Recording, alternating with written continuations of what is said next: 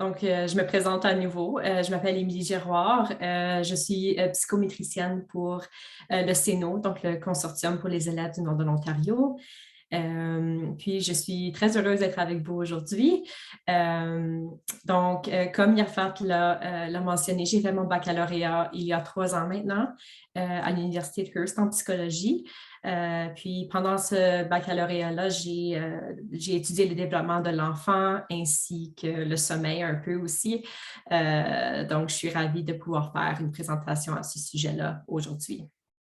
Euh, je vais partager mon écran avec ma présentation. Euh, Est-ce que vous voyez bien la présentation que j'ai partagée? Oui, Oui, OK, super. Je vais la débuter. OK. Euh, donc, c'est ça. Aujourd'hui, je vais vous présenter l'impact du temps passé devant les écrans et la relation avec l'hygiène du sommeil.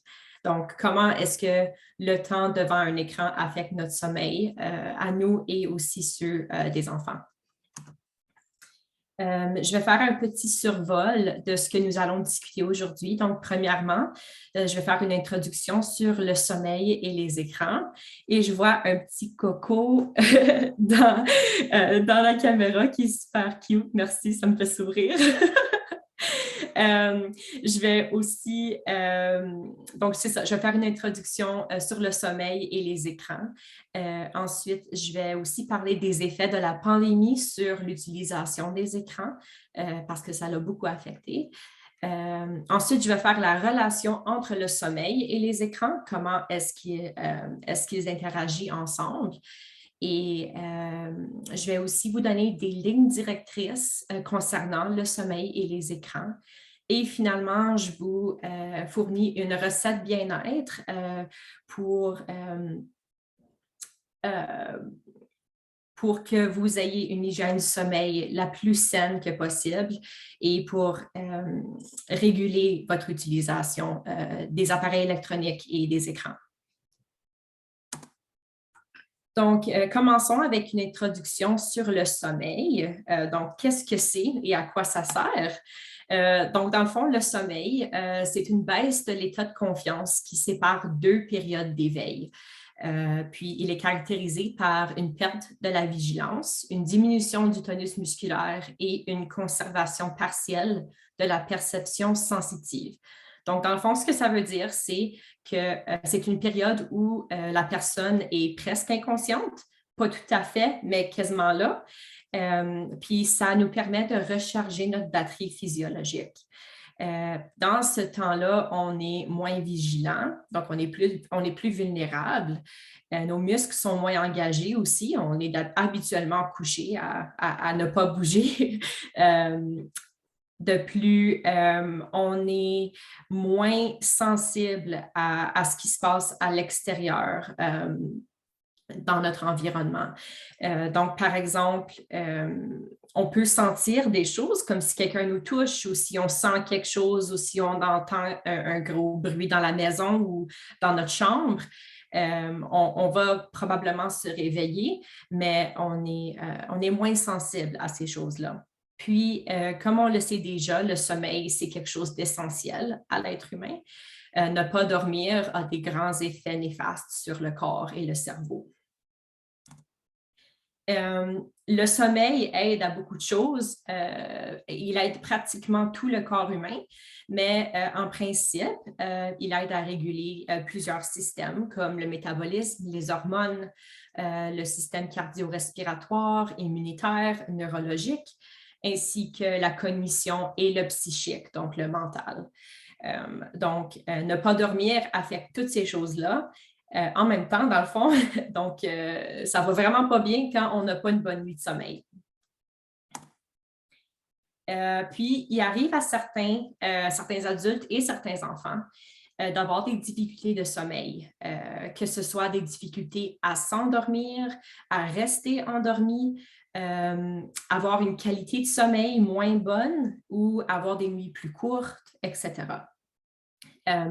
Chez les enfants, ces difficultés de sommeil-là peuvent entraîner d'autres difficultés et d'autres problèmes pendant la journée qui suit.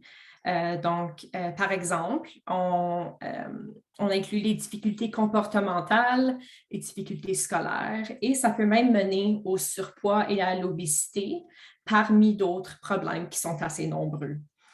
Donc, il est très important pour nos enfants de bien dormir assez longtemps et d'avoir une bonne qualité de sommeil. C'est normal pour les enfants et les adultes d'avoir des nuits difficiles qui sont sporadiques.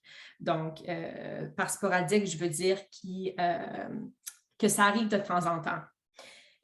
Si quelque chose se passe dans notre vie ou celle de notre enfant, ça pourrait définitivement affecter son sommeil. C'est correct qu'il y ait une nuit ou deux de temps à autre que ça ne va pas super bien. Mais si c'est quelque chose qui arrive à tous les soirs, puis 2, 3, 4 soirs de fil, je dirais même une semaine, 2 semaines où l'enfant ne peut pas bien dormir, c'est toujours sage d'aller visiter un médecin pour voir s'il y a des difficultés plus sérieuses qui se reposent avec ces difficultés-là. Donc, c'est normal que ça arrive de temps en temps, mais si ça persiste, je vous conseille d'aller chercher de l'aide avec d'autres professionnels. Je vais faire une petite introduction sur les écrans maintenant. Quand je parle d'écran, j'inclus toutes les surfaces de nos appareils électroniques qui émettent de la lumière bleue. Je vais vous parler de la lumière bleue un peu plus tard. Ces appareils, ça inclut nos téléphones cellulaires, nos tablettes, donc nos iPads, nos ordinateurs, nos télévisions, parmi d'autres. Puis, comme on le sait déjà, les appareils électroniques sont de plus en plus présents dans nos vies. Ils sont presque nécessaires pour pouvoir naviguer la vie moderne, que ce soit pour le travail, pour socialiser, pour se divertir, pour apprendre ou pour faire autre chose. Il est presque impossible de complètement s'éloigner des écrans parce qu'ils sont partout. Puis, c'est quelque chose qui attire les humains. C'est quelque chose qui est très intéressant et qui est très stimulant pour les gens. Donc, c'est important de savoir comment réguler notre exposition et celle de nos enfants. Et aussi, une petite statistique assez intéressante, au Canada, 98% des jeunes ont accès à Internet et ont un compte de messagerie électronique. Donc ici, je parle de texting, de messagerie Facebook, de messagerie Instagram, etc. Il y en a plus qui existent, évidemment. Donc, c'est presque l'entièreté de la population des jeunes Canadiens. Donc, on a raison de savoir que c'est probablement quelque chose qui pourrait poser problème. En Ontario, j'ai des petites statistiques intéressantes ici. En 2022, parmi les élèves de la 9e et la 10e année, 64% des élèves de sexe féminin et 53% des élèves de sexe masculin passent au moins 2 heures par jour en ligne, que ce soit la semaine ou la fin de semaine. 70% des jeunes de 12 à 29 ans passent du temps sur des sites de réseautage social. Donc, ici, on parle de Facebook, Instagram, TikTok, etc. Puis, ces statistiques ici ont été recueillies pendant la pandémie de la COVID-19. Donc, c'est important de partager ce fait-là avant de prendre les statistiques pour acquis. J'ai aussi fait une petite recherche sur le Québec. J'étais curieuse de savoir s'il y avait des différences entre provinces. Au Québec, en 2022, 42% des élèves du secondaire passent plus de 2 heures à regarder la télévision pendant la semaine et ça monte à 58% pendant la fin de semaine. 49% des élèves passent plus de 2 heures à jouer des jeux vidéo, clavarder et naviguer sur Internet et ça monte à 65% pendant la fin de semaine. Donc, 49% pendant la semaine et 65% pendant la fin de semaine. 67% des élèves passent de 30 à 120 minutes devant un écran avant de se coucher. cette statistique-là, c'est quelque chose qui pose grand problème. Donc, 67 des élèves passent de 30 minutes à 1 heure et demie ou presque 1 heure et demie devant un écran avant de se coucher, ce qui pourrait expliquer des difficultés de sommeil, surtout chez les ados. 14 des élèves disent de souvent manquer du sommeil à cause d'Internet. Et un élève sur 5 rapporte d'avoir de la difficulté à arrêter lorsqu'il ou elle est connecté sur Internet. Ces statistiques ici ont aussi été recueillies pendant la pandémie, mais on a aussi l'impression que les choses n'ont pas super changé depuis la fin de la pandémie non plus. En parlant de pandémie, je vous partage les effets de la pandémie sur l'utilisation des écrans. Donc, depuis 2020, plus de 100 pays ont imposé des règles de distanciation sociale qui variaient entre régions. Puis ces confinements ont affecté comment les gens vivaient leur vie. Donc, ça affectait comment les gens voyageaient, comment ils travaillaient, comment ils pratiquaient leurs loisirs, comment ils apprenaient, comment ils socialisaient, etc. Puis, ça a affecté toutes ces sphères-là de notre vie en même temps. C'était quand même un grand choc pour tout le monde. À cause de ces règles de distanciation sociale, les gens ont dû s'adapter à plusieurs choses. Donc, premièrement, il y en a plusieurs qui ont dû apprendre à travailler de la maison, donc être devant un écran pour plusieurs heures durant la journée. De même pour les élèves qui ont dû apprendre à apprendre en faisant face à un écran pendant plusieurs heures de fil. On ne pouvait plus socialiser avec nos proches en personne. Il fallait le faire soit par téléphone, soit par clavardage ou même par vidéoconférence, comme on le fait en ce moment. Donc, ce qui nous expose encore à des écrans plus qu'avant. De plus, les activités parascolaires des élèves, plusieurs de ces activités-là ont été annulées. Donc, ils devaient se divertir autrement. Puis, c'est une de ces choses-là qui divertit les jeunes, c'est les écrans, les réseaux sociaux, la télévision, les jeux vidéo, etc. Donc, ça a encouragé une plus grande exposition aux écrans. Ça a aussi entraîné des augmentations significatives de temps passé devant un écran pour les adultes et les enfants. Donc, premièrement, une recension des écrits indique que le temps passé devant un écran pour but éducatif ou de travail, donc moi je dis du temps devant un écran qui est obligatoire, ça a augmenté de 51% chez les adultes et 67% chez les enfants. Assez des grandes augmentations. Il y a eu aussi des augmentations significatives de temps passé devant un écran pour but de loisirs, donc pour socialiser, pour jouer des jeux, etc. Ces augmentations-là étaient de 52% pour les adultes et 60% pour les enfants. Vous allez remarquer ici que les augmentations sont plus petites chez les adultes que chez les enfants. Ça pourrait être expliqué par le fait que les adultes étaient déjà plus exposés aux écrans que les enfants avant la pandémie et donc ça explique une augmentation plus petite.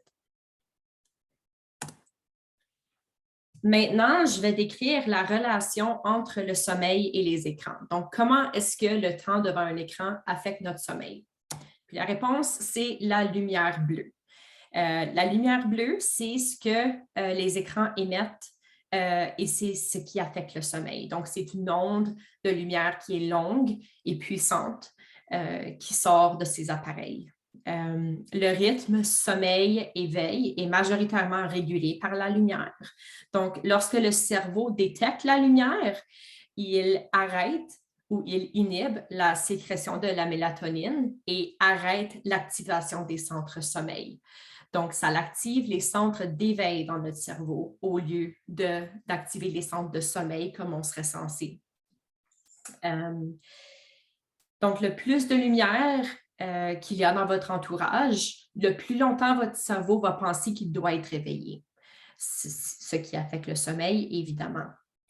La lumière naturelle n'a pas été prouvée comme étant nuisible au sommeil, mais c'est quand même conseillé de garder votre environnement, donc votre chambre à coucher, le plus sombre possible au moment du coucher pour que vous dites à votre cerveau, OK, c'est le temps de dormir.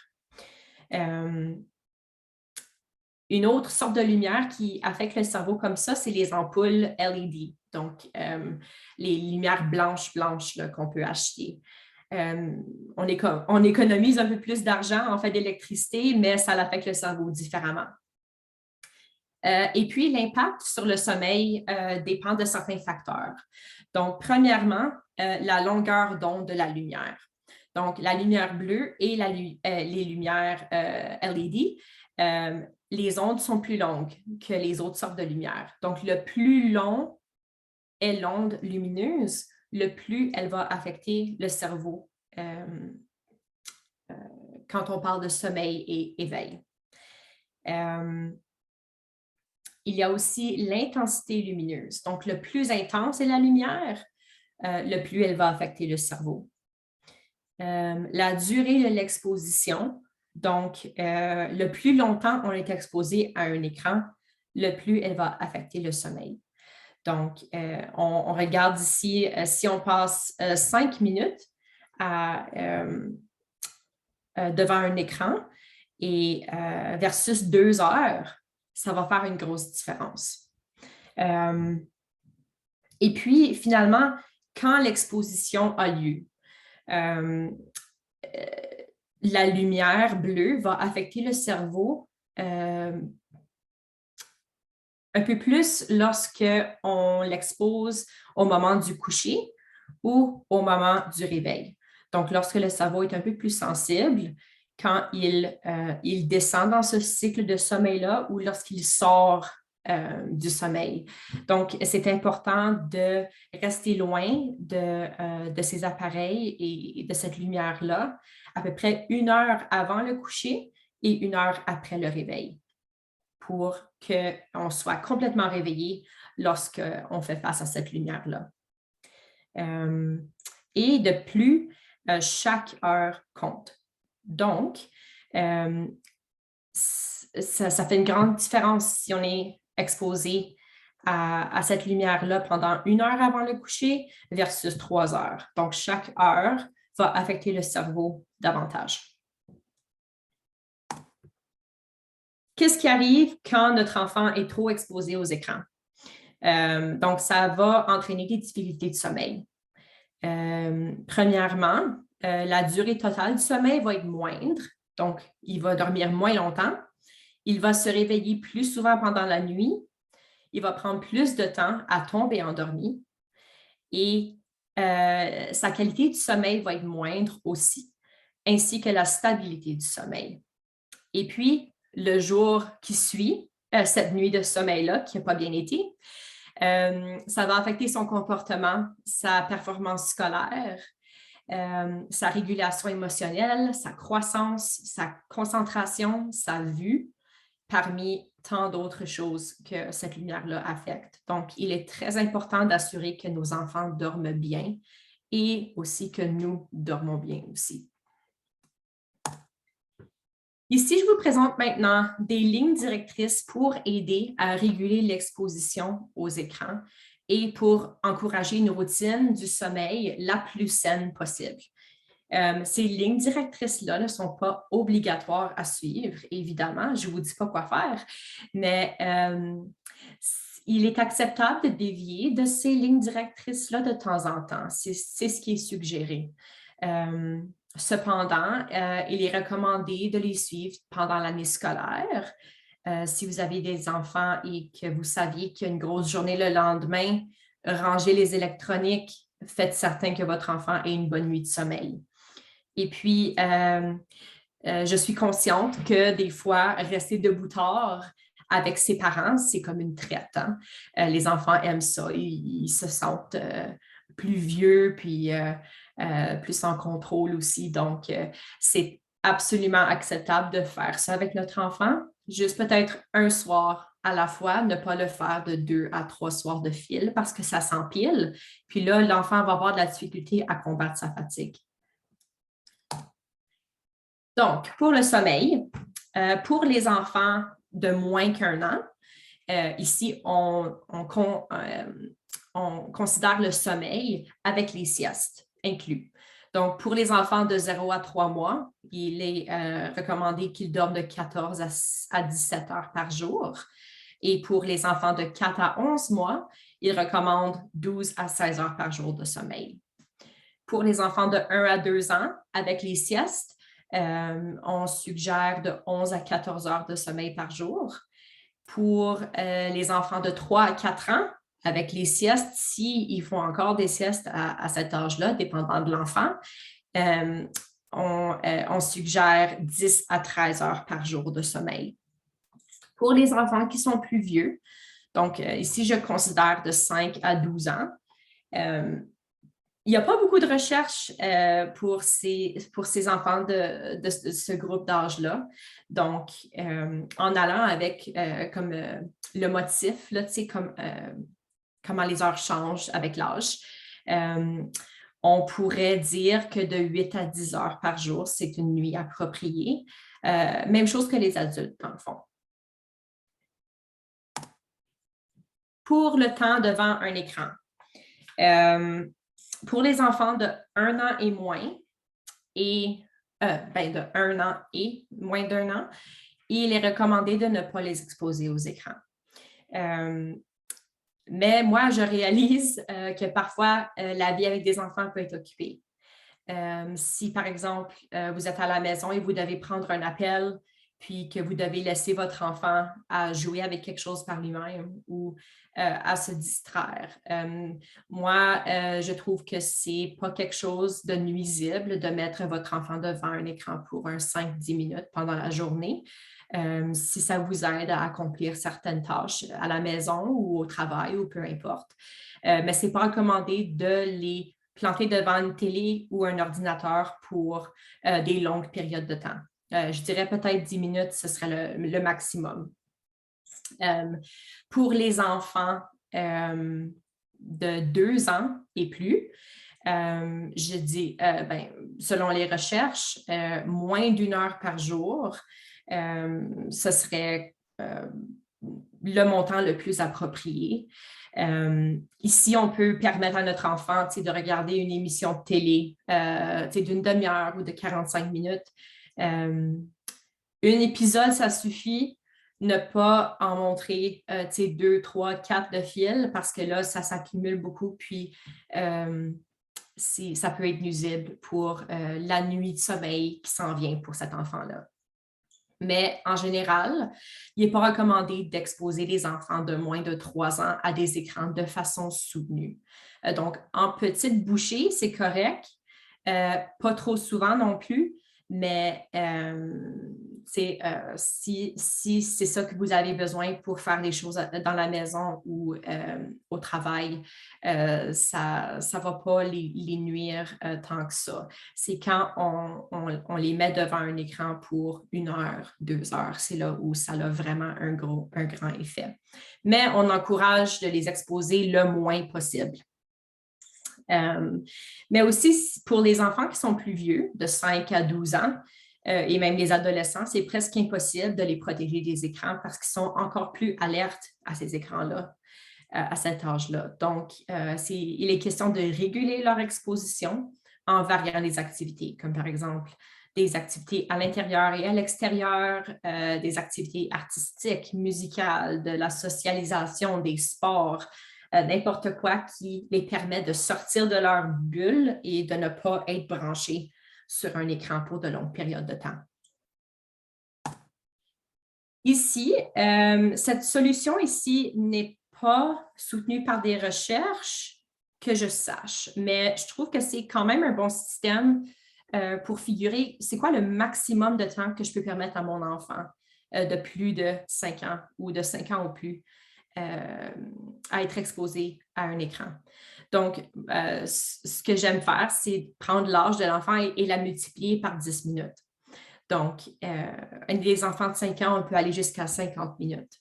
les enfants de 6 ans, on peut aller jusqu'à 60 minutes de télé ou d'ordi ou de tablette ou peu importe, puis etc. Encore, on recommande de les exposer le moins possible aux écrans, mais ça peut vous servir de guide comme quand arrêter l'exposition, puis quand les enfants en ont eu assez. C'est ça. Donc, ça sert de guide pour savoir c'est quoi le maximum de temps qu'on peut laisser notre enfant devant un écran. Une autre chose qui peut aider aussi, c'est un filtre sélectif. Donc, dans le fond, c'est un filtre que vous pouvez acheter et placer sur vos appareils électroniques.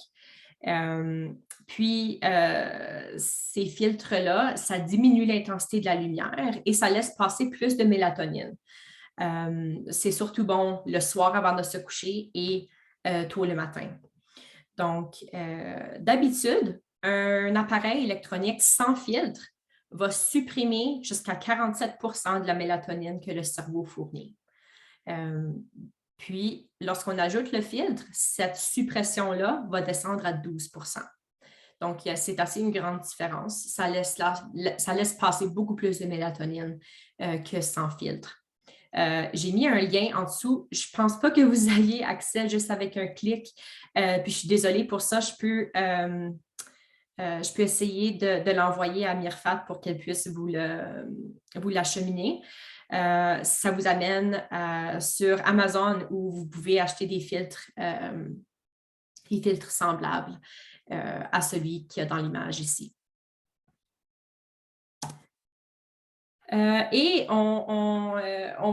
Je vais maintenant vous présenter une recette bien-être pour vous les parents et les enfants dans le fond, mais plus pour les parents, pour vous aider à réguler votre propre exposition aux écrans. Donc, évidemment, au travail, dépendant de votre emploi, comme le mien, il est nécessaire de regarder à un ordinateur de façon soutenue durant la journée. Mais en dehors des heures de travail, vous pouvez réguler votre exposition à la lumière bleue pour assurer d'avoir une meilleure nuit de sommeil. De plus, il faut montrer l'exemple à nos enfants. Donc, si nos enfants nous voient devant un téléphone, devant une télé, devant une tablette à toutes les heures de la journée, ils vont être plus portés à faire la même chose quand ça va être leur tour. Donc, voici des lignes directrices concernant le sommeil qui pourraient vous aider. Donc, premièrement, adopter un horaire régulier de sommeil. Faire ça va conditionner votre cerveau de s'éveiller à un certain temps et à commencer à s'endormir à un certain temps. Comme ça, vous allez recevoir une nuit de sommeil complète à tous les soirs. Dormir dans la noirceur, c'est très important aussi, parce que si vous laissez entrer de la lumière, ça va éveiller les centres d'éveil de votre cerveau. Et aussi, si vous devez vous réveiller pendant la nuit, vous pouvez vous fier sur des petites lampes de nuit qu'on branche dans le mur. On essaye toujours d'utiliser des ampoules de lumière jaune, donc les lumières qui sont un peu moins intenses. Comme ça, notre cerveau va comme rester dans l'état semi-endormi s'il faut aller aux toilettes ou si on a soif ou peu importe. Il va être plus facile de retomber endormi lorsque vous retournez dans votre lit. Évitez de regarder l'heure parce que ça amène du stress au cerveau. Donc, je ne sais pas si vous avez vécu ça déjà, mais moi, il y a des nuits où je me réveille pendant la nuit, je regarde le cadran, puis je me dis, OK, j'ai un autre 5 heures à dormir. Puis là, plus tard, je me réveille encore, OK, j'ai un autre 3 heures à dormir. Mais premièrement, ça éveille le cerveau. Deuxièmement, ça stresse le cerveau. Il y a une certaine anxiété qui s'installe, puis il y a aussi une certaine irritabilité quand on ne peut pas tomber endormi. Là, on se frustre. Donc, c'est toujours mieux de ne pas regarder l'heure du tout lorsqu'on dort. Comme ça, on peut se fier à la lumière naturelle et comme ça, notre cerveau va être un peu moins stressé et il va pouvoir retomber endormi un peu plus facilement. Aussi, éviter les siestes durant la journée parce que ça perturbe le rythme veille-sommeil. Donc, si vous dormez 1-2 heures pendant la journée, au temps du coucher, votre cerveau ne va pas être assez fatigué. Donc, il ne va pas tomber endormi tout de suite, puis ça va raccourcir votre nuit. Donc, la nuit ne va pas être aussi bénéfique pour vous qu'elle le devrait. Évitez aussi les drogues et l'alcool pour vous endormir. Parce que même si on pense qu'on dort bien avec ces substances-là, dans le fond, ça encourage une mauvaise qualité du sommeil et non une bonne qualité du sommeil. Ne pas rester dans votre lit si vous ne dormez pas. Donc, si on reste dans notre lit et éveillé, le cerveau va se conditionner à rester réveillé dans votre lit, puis ça va être plus difficile pour vous de vous endormir quand vous êtes dans votre lit. Donc, si vous êtes dans votre lit, puis vous tournez, puis vous ne pouvez pas vous endormir, levez-vous, allez vous asseoir quelque part de confortable. Puis lorsque vous commencez à vous endormir encore, là, vous pouvez retourner dans votre lit. Comme ça, votre cerveau va se conditionner de la bonne manière. On encourage aussi de ne pas consommer beaucoup de café, des boissons énergisantes, du chocolat ou des boissons gazeuses ou autres substances énergisantes au moins 5 heures avant le coucher pour que cette caféine-là ou ces substances énergisantes-là soient expulsées de notre corps avant d'aller nous coucher. Puis comme ça, vous allez plus facilement vous endormir. L'atmosphère de la chambre doit être calme, sombre, tempérée et bien ventilée dès le moment où vous allez vous coucher. Comme ça, votre cerveau va être moins apte à se réveiller pendant la nuit pour régler la température, ajouter une couverture, enlever une couverture et d'autres choses, là. Si c'est à la bonne température, avec la bonne ventilation, pour toute la nuit, le cerveau va être moins apte à se réveiller. Non seulement votre cerveau doit être fatigué par la fin de la journée pour bien dormir, mais aussi votre corps. Donc, si vous ne faites pas d'activité physique, votre corps va être encore réveillé, même si votre cerveau ne l'est plus. Donc, faire de l'activité physique pendant la journée, c'est très important. Et ensuite, faire des activités plus relaxantes le soir pour que votre taux d'adrénaline soit moindre que pendant la journée. Puis, ça va vous assurer d'avoir une transition beaucoup plus smooth que si vous feriez, par exemple, un workout au gym tard le soir. Et finalement, une bonne alimentation équilibrée vous serait utile. Non seulement ça bénéficie le corps au complet, mais aussi ça va peut-être vous éviter d'avoir des maux de ventre, des maux de tête pendant la nuit et évidemment aussi des voyages à la salle de bain, si vous voyez ce que je veux dire. Maintenant, pour les écrans. Donc, voici ce qu'on peut faire pour notre bien-être en relation avec les écrans. Premièrement, réguler notre propre utilisation des écrans, surtout lorsque les enfants nous regardent. Parce que les enfants apprennent par imitation, ils vont copier ou ils vont adopter les habitudes que nous adoptons pour nous-mêmes. Puis, si on est toujours sur notre téléphone quand on est autour de nos enfants, il va probablement faire la même chose quand il va recevoir son téléphone ou ses appareils électroniques. Aussi, être trop branché à nos appareils électroniques, ça dévie notre attention de nos enfants aussi. Donc, si on est concentré sur notre téléphone, on ne se concentre pas sur nos enfants. Puis, c'est important d'être présent, non seulement physiquement, mais mentalement, émotionnellement. Donc, c'est important pour cultiver votre relation avec vos enfants, c'est de mettre le téléphone de côté puis de concentrer sur eux quand vous avez la chance. Et aussi, éviter les écrans 1 heure avant le coucher et 1 heure après le réveil, comme je l'ai mentionné plus tôt dans la présentation. 1 heure avant le coucher pour permettre à notre cerveau de s'endormir et 1 heure après le réveil pour permettre au cerveau de se réveiller de façon calme et graduelle. Se déconnecter de la technologie au moins 1 heure par jour. Non seulement ça va vous amener à être plus alerte, plus présent dans votre environnement. Ça va vous permettre aussi d'interagir avec vos enfants de façon plus présente ou d'interagir avec n'importe qui dans votre entourage, dans le fond. Puis, vous pouvez observer votre environnement plus profondément puis être plus présent avec soi-même. Donc, quand on se débranche, on peut vraiment se brancher avec nous-mêmes, comme on peut dire comme expression. Fermer toute la technologie pendant les repas. Je trouve que c'est très important. Non seulement elle va vous permettre de profiter d'un repas avec votre famille puis d'interagir à l'extérieur de la technologie, mais aussi votre corps, parce que son attention est dirigée directement à votre nourriture, il va être plus alerte à ce qui rentre, puis la digestion va se faire mieux aussi. Puis, à la fin du repas, vous allez être plus satisfait. C'est tout en haut ici, mais ça fait quand même un effet. Puis aussi, quand les gens sont en train d'interagir pendant un souper, un repas, ils ont tendance à manger plus lentement. Puis ça aussi, ça l'aide à la satisfaction. Donc, votre corps va se sentir un peu mieux après avoir mangé un repas. Fermer la télévision lorsque personne ne la regarde, donc la voir dans l'arrière-plan avec du bruit.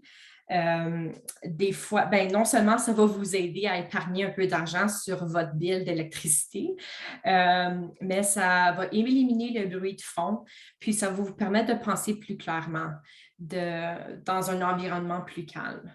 C'est juste, des fois, c'est mieux pour la tête d'être en silence. Et puis finalement, ne pas regarder à des écrans au milieu de la nuit.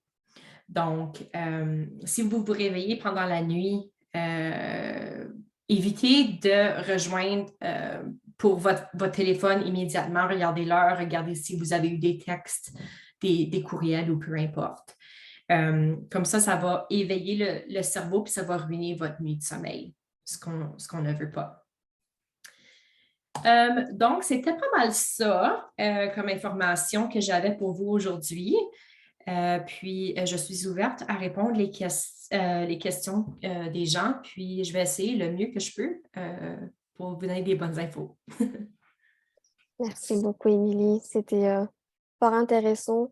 Je connaissais qu'on avait tous... les écrans font partie intégrale de nos vies, mais voir les statistiques, c'était vraiment... ça permet d'ouvrir les yeux. Puis les recettes du bien-être sont très pertinentes. Merci beaucoup. Il y a quelques questions dans le chat. Okay. Est-ce que tu veux que je te les relaie ou... Oui, absolument. Super. Alors...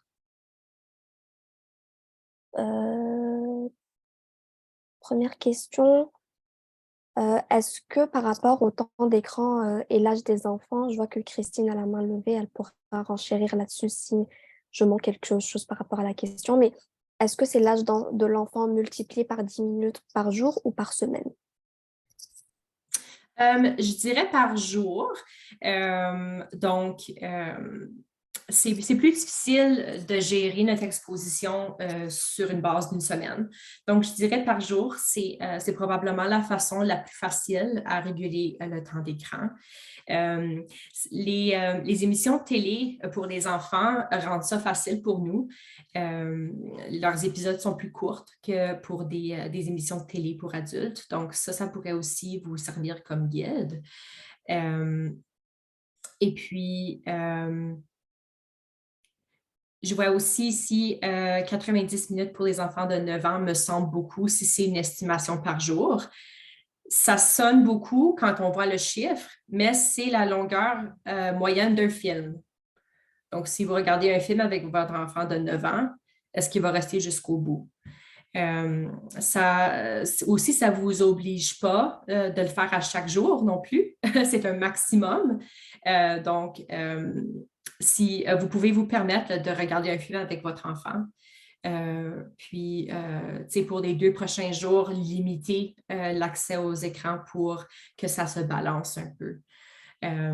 Mais encore, cette technique-là de multiplier l'âge par 10 minutes. Ce n'est pas soutenu par des recherches, c'est une idée qui m'est venue en tête juste comme ça. Donc, ce n'est pas quelque chose que vous êtes obligé de suivre, évidemment. J'ai juste trouvé que c'était peut-être un modèle que vous pourriez utiliser qui était plus facile pour vous à déterminer c'est quoi le maximum de temps pour votre enfant devant un écran. Merci. Puis Christine à la main levée. Vous pouvez prendre la parole, Christine. Oui, d'autres questions, c'était une autre Christine. Mais moi, ma question était sur la fiche où vous avez montré que l'effet de la lumière bleue. Oui. Et que je veux juste savoir si vous aviez des informations vis-à-vis les paramètres qu'on peut ajuster sur certains appareils pour comme un mode de nuit, par exemple. Est-ce que vraiment on réduit l'exposition à la lumière bleue ou c'est juste peut-être ça diminue l'intensité ou peut-être pas les longueurs d'onde ou avez-vous des informations à ce sujet? C'est ça, vous avez totalement raison par rapport à ça. Donc, les paramètres qu'on peut ajuster sur nos appareils électroniques, oui, ça va diminuer l'intensité lumineuse. Puis oui, ça va peut-être vous mettre en mode nuit, mais ça ne veut pas nécessairement dire que cette lumière-là ne va pas affecter votre cerveau.